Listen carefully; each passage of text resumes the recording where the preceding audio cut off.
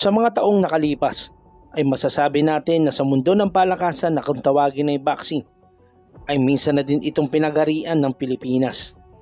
Ilang dekada rin nating ibinabandera ang watawat ng Pilipinas sa pandaigdigang kompetisyon. Nandiyan na nga ang ating mga magigiting na Pilipino boxing legend na patuloy na nagbigay ng karangalan sa ating bansa. Ngunit sa pag-usad ng makabagong henerasyon ay tila naiwan naman sa hulihan ng ating bansa. Sinapit na nga din natin ang isa sa pinakamasakit na pangyayari nang tuluyan nga tayong maubusan ng world champion. Kaya naman ang tanong ng karamihan, sino ang susunod na posibleng maging world champion ng ating bansa? Sa video natin ngayon ay atin tampok ang isang boksingerong posibleng makapagbigay sa atin ng world champion. At kung atin ngang pag-uusapan ang top prospect ng ating bansa ay marahil iisipin na nga ng karamihan ang pangalan ni na Carlames Wonderboy Martin, Miel the Silent Assassin Fajardo, Dave Apolinario, Weljon Mindoro at marami pang ang iba. Ngunit hindi nga lingid sa karamihan ay isang boksingero ang unting-unting gumagawa ng pangalan sa larangan ng boxing. Tahimik na humahakbang paangat ang boksingerong tubong General Santos City na may undefeated record na 12 wins with 7 knockouts at may edad lamang 24 anyos sa kasalukuyan.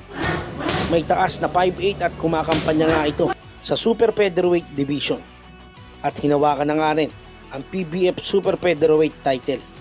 Ito'y walang iba kundi ang tinuguriang The Golden Boy ng Pilipinas na si Christian Pete Laurente.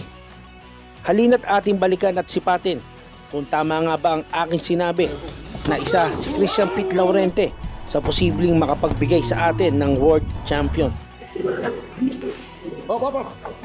Laurente had an outstanding... Oh, wait a minute. Just even as we speak. General Santos City, Laurente, 5'7.5". At Senator Manny, sa pinakita ni Laurente, mukhang hot prospect ito to become a future world beater. Sa tingin nyo? Yes, isa yan sa mga tinitingnan natin na pwedeng maging prospect, maging world champion dito galing dito sa ating bansa, especially galing sa General Santos City. Kung ikaw naman ang tatanungin, ano ang masasabi mo dito kay Christian The Golden Boy Pete Laurente? I-comment mo na sa ating comment section at ating pag-uusapan yan. So hanggang dito na lamang muna tayo mga idol. Maraming salamat sa mga tumutok at huwag niyo pong kalimutan suportahan itong ating mga videos. Please like, share, and subscribe.